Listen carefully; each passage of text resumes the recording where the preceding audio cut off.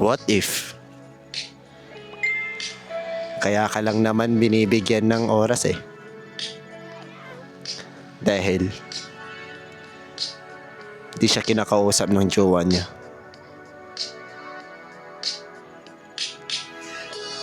And what if binibigyan ka lang ng oras dahil naaawa siya sa'yo?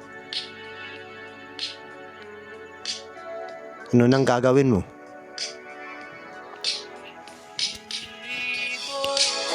Ang tahanan, buuan, wala ka, paano? So what's up? Welcome to